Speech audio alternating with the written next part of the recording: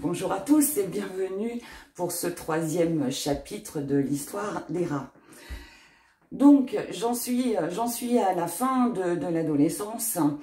On va dire que de à peu près 16 ans jusqu'à 19 ans, je vois de plus en plus d'entités. Comme je vais beaucoup dans les cimetières, j'entre de plus en plus en communication avec eux.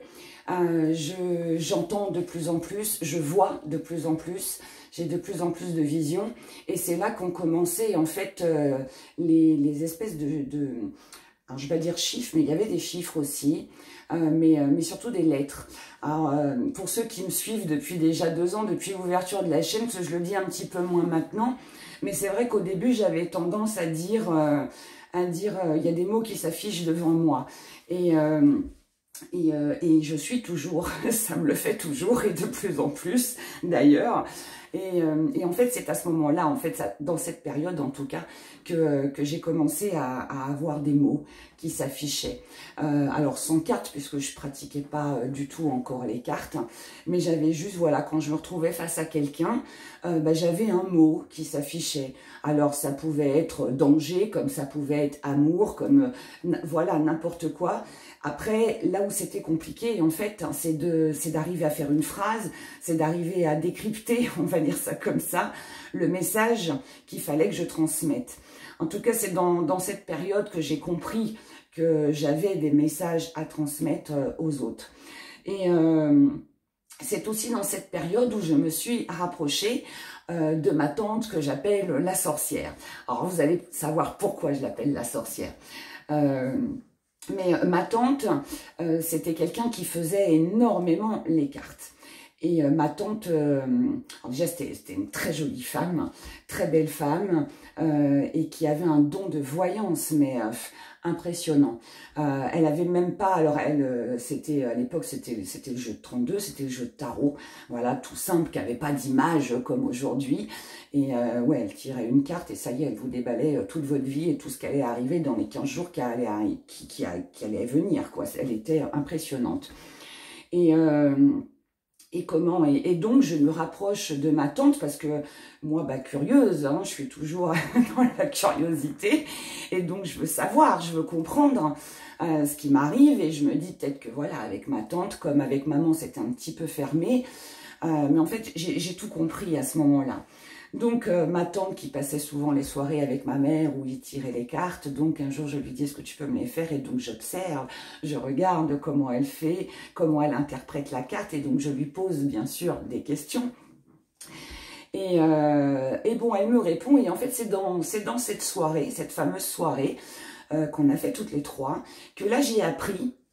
Alors ce qui était étonnant, c'était que je l'ai appris avec ma mère, donc ma tante bien sûr aussi, mais comme avec ma mère jusqu'à maintenant c'était fermé et puis que je lui parlais pas trop, c'est là en fait donc que j'ai appris que mon arrière-grand-mère, donc côté maternel, était voyante.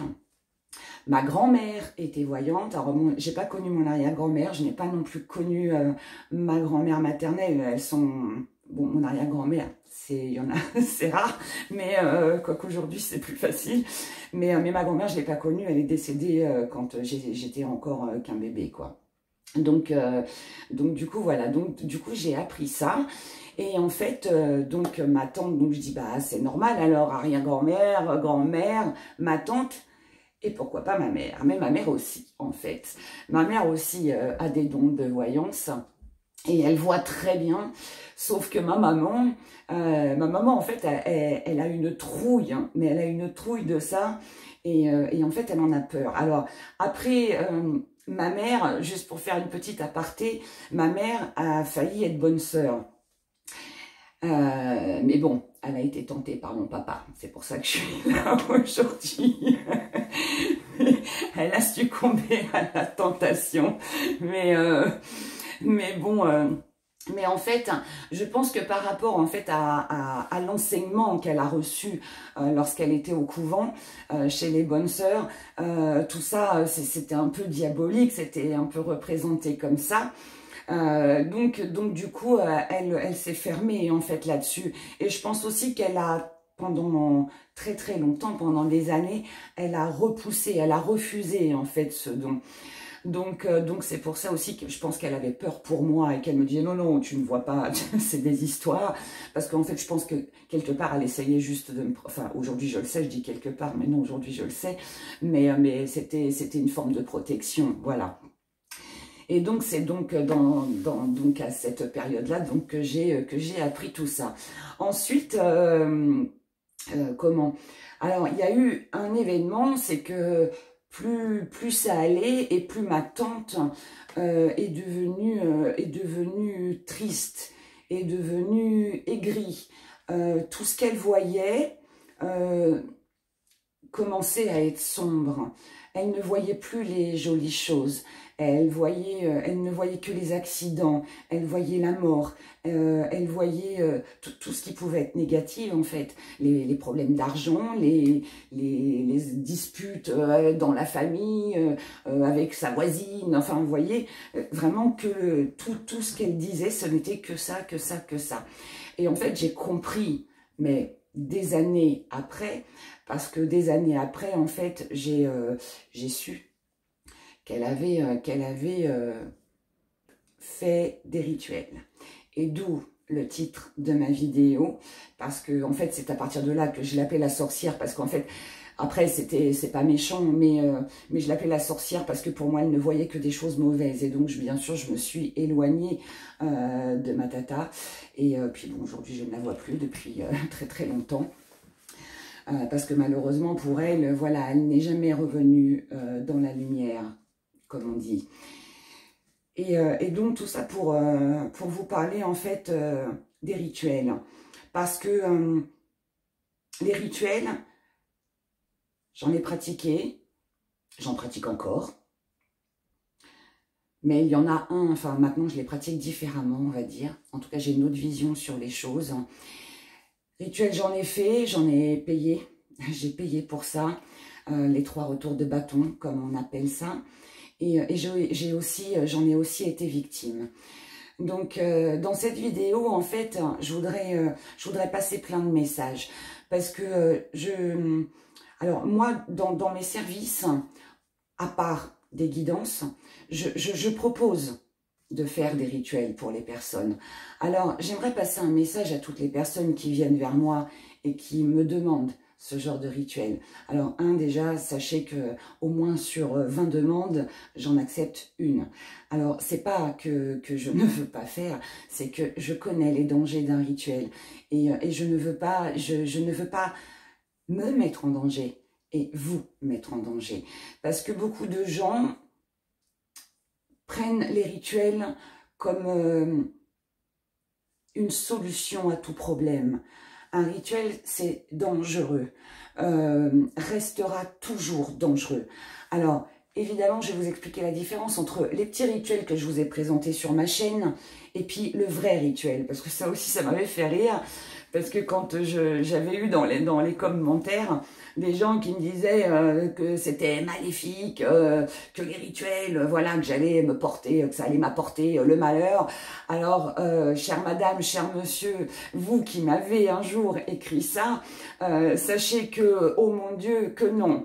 Parce que, enfin après, je vous en veux pas, mais pas du tout même. Parce que je pense que les gens qui réagissent comme ça, par rapport à ce que j'ai présenté sur ma chaîne, je pense que ça fait beaucoup rire ceux qui savent ce que c'est un vrai rituel. Et je peux vous assurer que ça n'a rien à voir avec ce que je présente.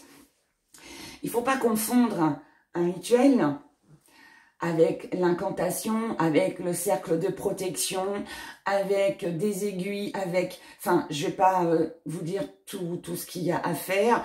Le fait de... Enfin, si je peux le dire, le fait, voilà, on se lave avant, on s'habille en blanc ou en rouge, il y a des tenues spéciales. Enfin, il y a plein de choses comme ça. Ça, pour moi, c'est un rituel. À partir du moment où vous tracez quelque chose par terre, que ce soit un cercle, que ce soit un pentacle, ce que vous voulez, peu importe, et que vous rentrez à l'intérieur, déjà, vous vous protégez.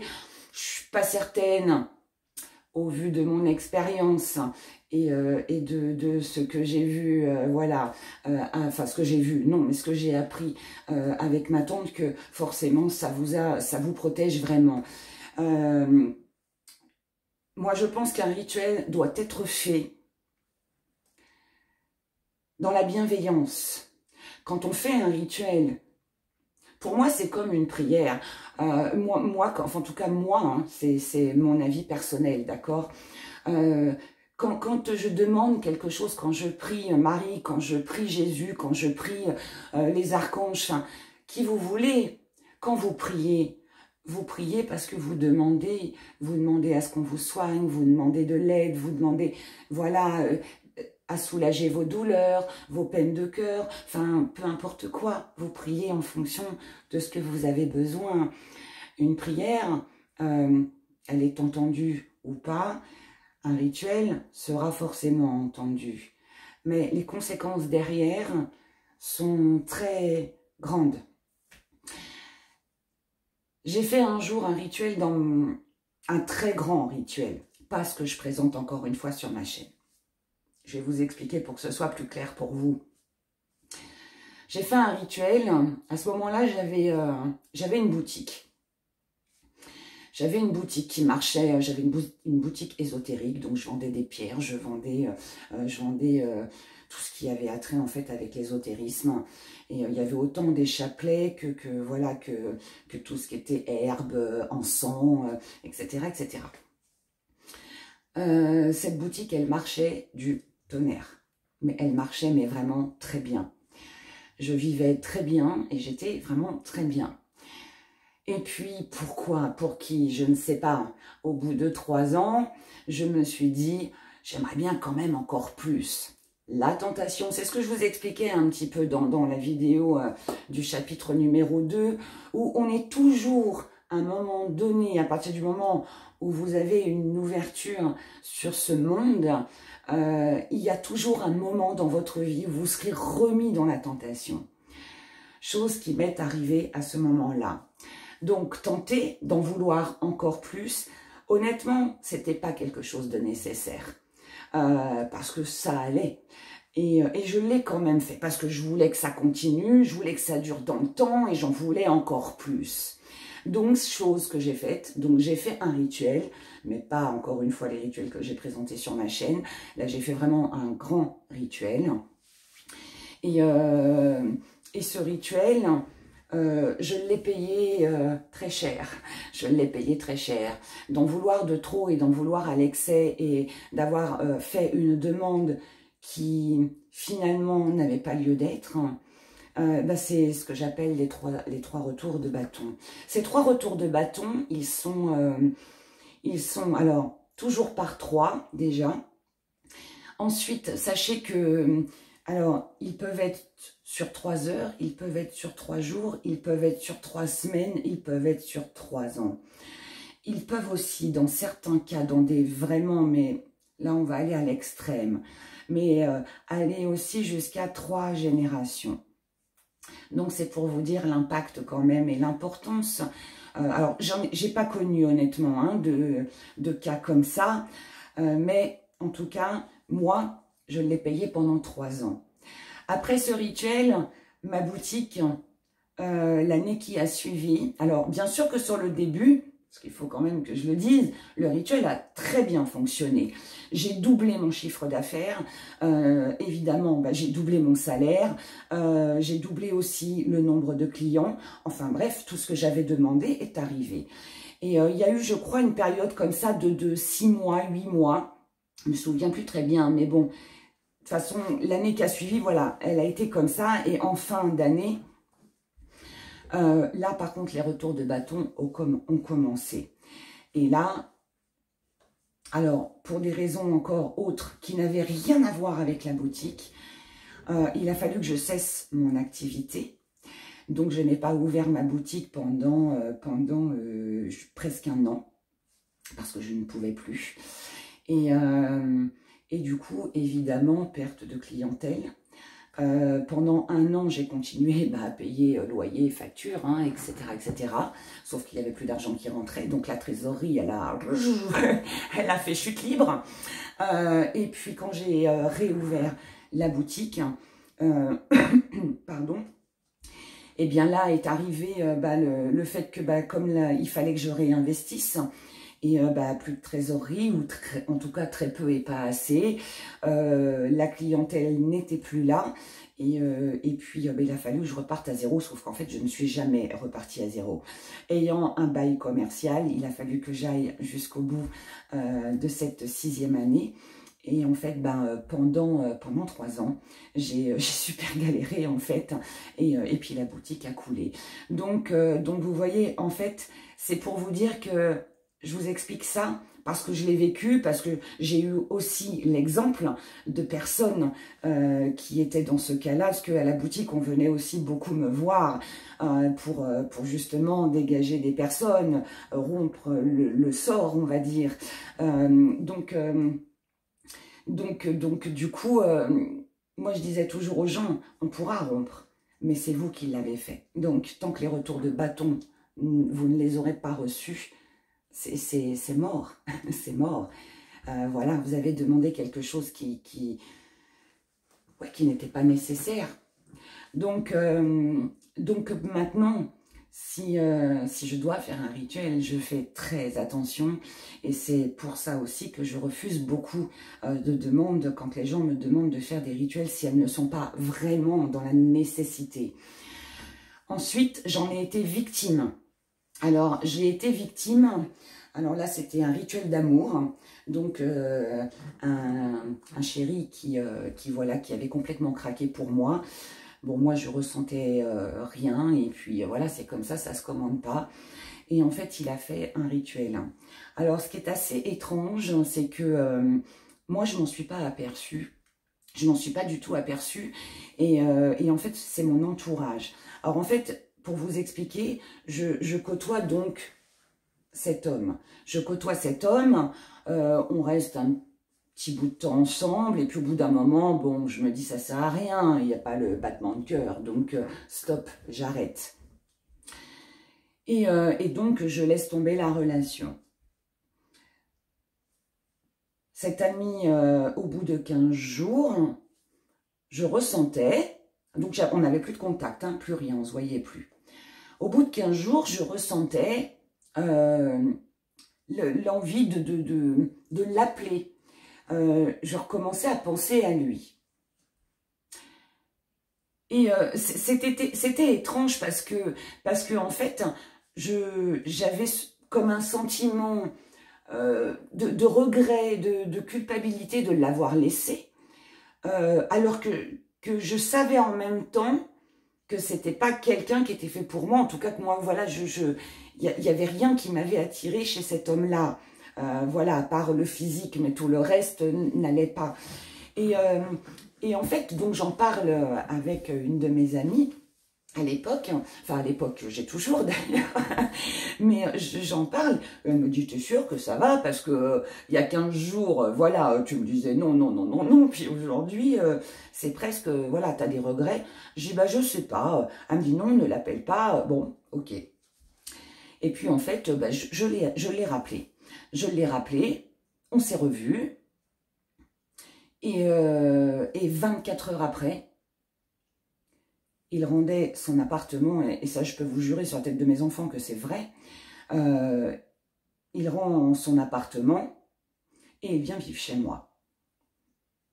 Bon, heureusement, il avait encore l'appartement, parce que vous savez, il faut le délai, les 3 mois, voilà, mais bon, il avait emmené ses affaires chez moi en 24 heures et on était ensemble. Et en fait, c'est mon ami qui m'a appris après beaucoup de choses, qui me dit, oh là là, toi, là, il y a un problème. Et je peux vous assurer que j'étais amoureuse, mais alors, c'était merveilleux. Hein. C'était merveilleux, c'était l'homme de ma vie, j'étais prête à l'épouser. Et mon amie Juju, elle me dit, non, non, non, là, il y a un truc qui ne va pas, viens par ici, je vais te faire un petit dégagement. Et moi, je lui dis, mais arrête, qu'est-ce que tu fais? Je ne la prenais pas du tout au sérieux, parce que moi, j'étais, voilà, comme si j'avais des œillères, en fait. Et donc, je lui dis, bah, après tout, fais de toute façon, je sais que moi, je vais bien, je l'aime, c'est la belle vie, c'est super. Et elle me dit, non, non, il y a un souci. Donc, elle me fait donc son dégagement. Et là, je peux vous assurer, ça a été comme si j'avais été hypnotisée avec des œillères. Et d'un seul coup, je me réveille. Et là, c'est ouais, comme un mauvais rêve. Je peux pas l'expliquer autrement parce que c'est vraiment ce que j'ai ressenti. Et en fait, là, à ce moment-là, je me dis, mais, oh là là, consciente de tout ce qui s'était passé, mais c'est comme si que mon état, en fait, était passé de quelque chose de super joyeux à quelque chose de triste. Et ouais, le réveil brutal à me dire, mais qu'est-ce qu'il fait là? Mais qu'est-ce que j'ai fait? Et là, en fait, j'ai compris. Et elle me dit, tu vois, elle me dit, je te l'avais dit, il y avait un truc qui clochait, je l'ai senti. Et elle me dit, tu étais sous emprise. Et donc, mon compagnon rentre du travail. Et là, je lui dis, écoute, je crois qu'il y a un souci. Ce serait mieux que tu retournes chez toi. Rappelle ton propriétaire, récupère ton appartement, mais rentre chez toi. Et là, il me regarde et il me dit, ah oui, en fait, ça n'a pas marché. Qu'est-ce qui n'a pas marché? Et il me dit, bah, écoute, il me dit, j'ai fait un rituel, je pensais que ça marcherait, mais en fait, ça a marché une semaine ou deux, quoi. Mais bon, c'est de la merde, ces trucs-là. Et là, je peux vous assurer que j'étais folle de rage. J'étais folle de rage parce que je me suis dit, mais heureusement qu'il y avait mon ami. Parce que si mon ami m'avait pas dégagé de ce truc-là, finalement, aujourd'hui, je serais avec un homme que je n'aime pas, en vrai. Donc, d'où je vous raconte tout ça parce que les rituels d'amour, alors c'est vrai qu'on a tous envie, quand on a quelqu'un dans son cœur, on aimerait tellement que cette personne-là nous aime autant. On aimerait tellement voilà, que notre ex-partenaire revienne dans notre vie, voilà, ou alors, enfin, pour plein de raisons de toute façon. Mais non, non, non. Est-ce que vous vous imaginez si c'était vous? Ayez juste ça dans votre tête. Si on vous faisait ce genre de rituel, vous seriez avec quelqu'un que vous n'aimeriez pas, que peut-être vous trouveriez moche, qui n'irait pas du tout avec votre vie de tous les jours, avec vos pensées, avec vos idées, et vous seriez contraint, à cause d'un rituel, de vivre avec cette personne. Alors, évidemment, vous n'allez peut-être pas vous en rendre compte, mais en même temps, votre vie, elle est gâchée. Est-ce que c'est ça que vous voulez? Alors, après, je ne pense pas. Maintenant, j'ai eu des expériences de personnes qui restaient, qui ont obtenu plutôt la personne qu'ils voulaient, parce qu'ils avaient fait un rituel, mais cette personne ne les regarde pas. C'est un peu comme si cette personne, elle était prisonnière de quelque chose, en l'occurrence oui, puisqu'elle est sous l'effet d'un rituel, elle est prisonnière de quelque chose, mais sans amour. Est-ce que, honnêtement, vous avez envie, et ça je peux vous assurer que je l'ai vu plein de fois, et pour avoir dégagé beaucoup de personnes, j'ai vu le changement après, donc c'est pour ça que je peux me permettre d'en parler. Et honnêtement, est-ce que si demain vous faites un rituel pour que l'homme que vous aimez revienne dans votre vie, est-ce que vous avez envie qu'il revienne comme une statue, comme un meuble, qu'il n'ait pas de désir pour vous, qu'il ne vous regarde pas, qu'il n'ait pas de mots doux, qu'il finalement soit là, mais sans être là? Non, c'est pas bon. Il y a toujours un retour de bâton, ne l'oubliez pas, je vous en ai parlé. Ça fait partie des retours de bâton. Donc oui, bien sûr que vous allez l'avoir, mais à quel prix et sous quelles conditions? Donc, rituel, pas bon, pas bon. En tout cas, sachez aussi que c'est à cette période de ma vie que, avec, bien sûr, en voyant aussi ma tata, que j'ai pris conscience aussi de ce qui était bien et de ce qui était mauvais. C'est aussi à ce moment-là que j'ai aussi arrêté. Alors, j'ai jamais vraiment arrêté. Enfin, en tout cas, maintenant, oui, parce que j'y vais plus. Mais j'ai aussi arrêté d'aller dans les cimetières. parce qu'il me mettait mal à l'aise. Je voyais trop de choses, j'entendais trop de gens qui me parlaient. Et c'est aussi à ce moment-là que je peux me balader, mais partout, même quand je suis en vacances, même quand, peu importe, je ne peux pas passer devant une église sans entrer dedans. J'ai besoin, je recherche aujourd'hui cette lumière. Et donc c'est ouais, vers 16, 18, plus 18, 20 ans, que là ouais, pour moi, Jésus sur la croix, ça a toujours été quelque chose qui m'a toujours fasciné, attiré, illuminé, et de la douleur aussi, bien sûr, parce que voilà, enfin après pour l'histoire, hein, tout simplement, je vais pas développer là-dessus, mais pardon, mais bon, il y a eu donc tout ça. Donc tout ça pour en revenir au rituel. Quand on fait un rituel, il faut que ce rituel déjà soit fait dans la bienveillance, même si ce n'est que les petits rituels que je vous ai présentés sur ma chaîne. Les rituels que j'ai faits sur ma chaîne, comme par exemple celui de rapprocher un couple, ou alors pour revoir la personne, celui avec le petit miroir où on met les deux petites photos, voilà. C'est pas un retour de l'être aimé. C'est juste provoquer une occasion pour pouvoir revoir cette personne, pour qu'elle soit sur votre route, qu'on la remette sur votre route. Pour moi, ça, c'est pas un rituel méchant, parce que ça n'oblige en rien. C'est juste la vie qui va faire que, on va le remettre sur votre chemin, on va juste vous donner l'occasion de pouvoir revoir au moins une fois cette personne. Après, la magie de l'amour opère, elle opère. Maintenant, si elle n'opère pas, elle n'opère pas. Mon rituel avec le glaçon, qui a eu 250 000 vues, où j'ai eu beaucoup de mails, et j'en ai encore aujourd'hui sur cette vidéo. C'est un rituel qui, honnêtement, marche très bien. Voilà, il fonctionne vraiment très bien. Maintenant, il y a eu bien sûr des personnes qui me disent, qui m'écrivent en me disant « Héra, ça n'a pas fonctionné ». Alors, sachez que si, pour moi, comme ce ne sont pas des rituels où, voilà, on trace, on invoque, voilà, je vais pas dire que c'est pas un vrai rituel, mais c'est pas un rituel dangereux, d'accord? Donc, si il n'a pas fonctionné, c'est peut-être parce que il y avait trop de colère en vous, parce qu'il y avait trop de malveillance en vous à ce moment-là. Je dis pas que vous étiez mauvaise ou vous étiez mauvais, c'est juste que quand on fait ce rituel-là, moi je l'ai fait plein de fois, mais je vais vous citer un exemple qui va, je pense, parler à beaucoup de gens. La dernière fois, en tout cas, que je l'ai utilisé, c'était il y a quelques années maintenant, 2 ans, pardon, exactement. C'était parce que j'étais avec un pervers narcissique et ça faisait 4 ans et je n'en pouvais plus. Il fallait que cette personne sorte de ma vie parce qu'elle est en train de me détruire. J'ai fait ce rituel. Quand j'ai fait ce rituel, je n'étais pas dans la colère. J'en étais même au stade, c'est pas au stade, c'est que j'étais dans le pardon.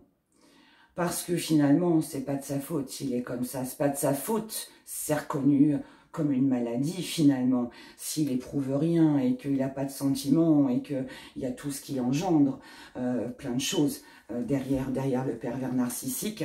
Je veux dire, c'est pas... Je ne vais pas dire que la personne ne se rend pas compte de ce qu'elle fait, mais pour moi, voilà, c'est une maladie. En tout cas, moi, je l'associe comme ça. C'est un trouble psychologique, enfin, je ne sais pas comment on peut appeler ça, appelez-le comme vous voulez, après on s'en fiche de mettre un nom là-dessus. Mais tout ça pour vous dire que quand j'ai fait ce rituel, j'ai demandé, j'ai dit, s'il vous plaît, accordez-moi la paix. Aujourd'hui, je n'en peux plus, j'ai perdu 10 kilos, je suis épuisée, je suis en train de tomber, j'en étais presque arrivée à vouloir mettre fin à ma vie et je voulais juste qu'il s'en aille, pour moi retrouver une paix et un équilibre. C'est tout ce que j'ai demandé. Et donc j'ai mis donc son nom, sa photo dans ma boîte, dans mon glaçon. Et 15 jours après, il m'annonçait qu'il s'en allait. Je vous explique ça parce qu'il y a d'autres personnes avec qui j'ai discuté, que ce soit des abonnés ou que ce soit des clients que j'ai eu à ma boutique ou d'autres personnes que j'ai rencontrées. Ces personnes-là, ils ont fait aussi, pour la même raison que moi, ce rituel. Il n'a pas marché. Pourquoi? Parce que souvent, il y a la colère qui est là. Donc déjà, ça, c'est vous éliminer. Vous êtes dans la colère, vous êtes dans la haine, vous êtes dans la vengeance. Ce que je conçois, hein, je l'ai vécu, donc je ne peux pas vous en... Enfin, je veux dire, c'est pas un reproche hein, que je fais. C'est pour vous expliquer la différence quand vous faites quelque chose comme ça, quand vous faites votre rituel. Et là, en fait, ces personnes-là, donc colère, vengeance, je veux qu'il sorte de ma vie, je ne veux plus le voir, je veux qu'il disparaisse. Non, non, ça ne marchera pas. Ça ne marchera pas. Parce que là, vous n'êtes pas dans de bonnes conditions. Un rituel, une demande, une prière se fait dans le calme, dans la paix, dans la bienveillance. Quand vous allez à l'église ou que vous allez prier à la mosquée ou peu importe quoi, vous rentrez pas en colère dedans. Vous rentrez en paix, vous rentrez serein, vous respectez, vous êtes dans la maison de Dieu. C'est pareil, c'est exactement la même chose, c'est pareil. Quand vous faites des rituels pour que votre ex revienne, que vous faites des demandes comme ça, posez-vous la question aussi, s'il est parvenu, c'est peut-être parce qu'il n'en a pas envie. Donc, s'il n'en a pas envie, c'est peut-être aussi parce qu'il ne vous aime pas. La vérité est peut-être dure à entendre, mais en même temps, c'est une réalité. Quelqu'un qui vous aime, il est là. Il n'y a pas besoin il n'y a pas besoin d'envoûter quelqu'un. Pour moi, ça c'est néfaste et il y a des retours de bâton derrière. Ce que vous risquez en faisant ça, c'est qu'il vous arrive en fait 3 fois la même chose. Alors, pour les rituels d'amour, pour vous citer un exemple, il ne pourrait ne pas revenir et en plus, vous l'aimeriez 3 fois plus. L'ami qui a fait le rituel me concernant, pendant 3 ans, il m'a pleuré. Pendant 3 ans. Pendant 3 ans, il n'a pas refait sa vie, il n'a rencontré personne d'autre. Pendant 3 ans, parce que bon, on est resté en contact, parce que moi, je suis pas rancunière et moi, je suis dans le pardon. Donc, et puis bon, voilà, il a fait l'erreur. Je veux dire, l'erreur est humaine. Moi, j'en ai bien fait un et puis je me suis vautrée. Donc, je veux dire, voilà. Mais il l'a payé très cher parce que finalement, pendant 3 ans, il n'y a pas eu d'amour dans sa vie. Et en plus, il a pensé à moi nuit et jour. Je lui ai manqué pendant 3 ans. Donc vous imaginez, est-ce que c'est vraiment ça que vous avez envie de risquer? Je ne suis pas certaine. Quand on fait pareil, des rituels par rapport à l'argent, c'est pour ça que les 2 rituels que j'ai proposés sur ma chaîne, alors le premier c'était le petit pot. C'est un petit pot que vous mettez dans la maison, il n'y a rien, voilà, on ne demande rien, enfin, c'est juste pour que, voilà, dans la maison, il y ait toujours de l'abondance. Abondance veut pas dire des millions, ça veut dire qu'on ne manque pas, qu'on ait assez pour payer ses factures, d'accord, et pour pouvoir remplir son frigidaire. C'est 2 choses différentes. Ensuite, le rituel, l'autre que j'ai fait, où là, on demande une aide financière. J'ai bien expliqué dans la vidéo. Ne demandez que ce dont vous avez besoin.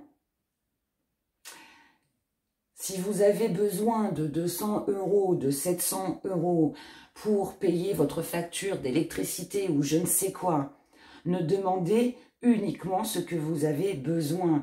Si sur votre facture de 700, vous avez 500 mais il vous manque 200, ne demandez que les 200 qui vous manquent. C'est comme ça que vous n'aurez pas de retour de bâton. Si par contre, vous dites, bon, quitte à demander, allez, j'ai besoin de 700, mais je vais demander 1000, c'est mort, c'est mort. Vous n'aurez pas, vous n'obtiendrez pas ce que vous voulez. Et si vous l'obtenez, vous les reperdrez derrière. Il y aura Le retour de bâton, c'est ça. En fait, c'est ce que vous demandez, vous allez le recevoir 3 fois. Donc, admettons que vous demandez, donc c'est 1000 € alors que vous en avez besoin que de 700. Vous allez les obtenir. Alors, il y en a d'autres qui ne vont pas les obtenir.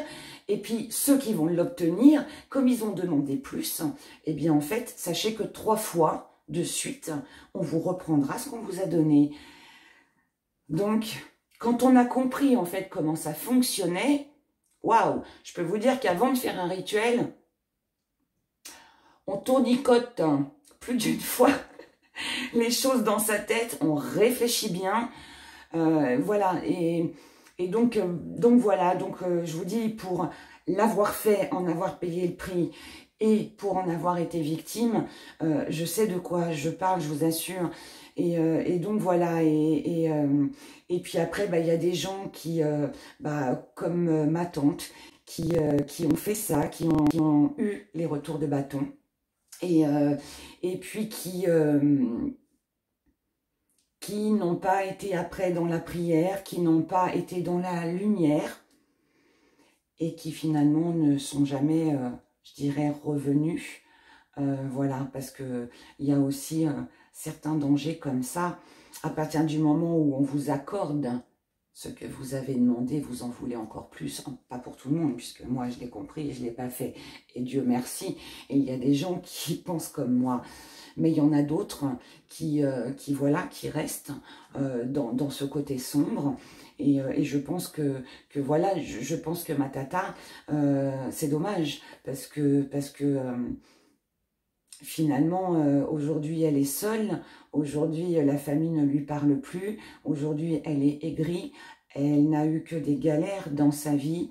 Elle n'a eu que des problèmes de santé, des choses comme ça. Là, je vous dis ma tata parce que c'était pour vous faire comprendre, en fait, voilà pourquoi je l'appelle la sorcière. Mais c'était pas méchant.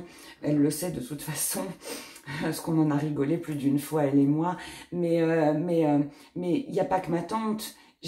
Comme je vous l'ai dit tout à l'heure, j'ai eu plein de gens autour de moi que j'ai vus et d'autres qui sont venus vers moi pour me demander de l'aide.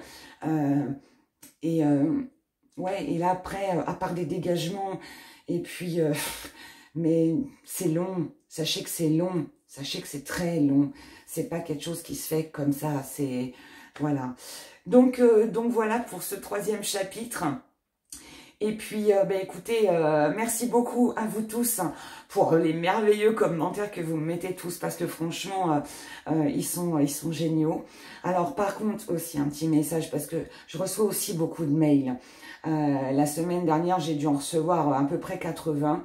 Où les gens me disent « Héra, j'aimerais bien pouvoir parler avec vous, moi aussi il m'est arrivé des choses ». Alors, c'est pas que je ne veux pas, et pardonnez-moi pour ça, c'est juste que voilà, je ne peux pas, entre mes guidances, les vidéos, et j'ai pas le temps. Imaginez si je prends les 80 personnes que là, juste pour la semaine, et que je reste au moins 1 heure au téléphone avec chaque personne, honnêtement, ce n'est pas possible. Donc, pardon à ces personnes-là. Par contre, je ferai par contre, je pense, je sais pas quand, peut-être à la 4e ou 5e vidéo, je verrai comment que ça va se goupiller en fonction de mon temps aussi. Mais je ferai une foire aux questions. Donc, en fait, par rapport à toutes les vidéos, on les reprendra depuis le début. Donc, je pense que je ferai ça vers la 4e ou 5e. Je mettrai sur ma page, dans la communauté, voilà, une petite phrase, et vous me poserez toutes vos questions, puis en fait je referai une vidéo où je répondrai aux questions de tout le monde. Je pense que ce sera plus sympa. J'aurais bien voulu faire un live, mais honnêtement, j'ai un peu peur de ne pas pouvoir gérer entre ce qui va...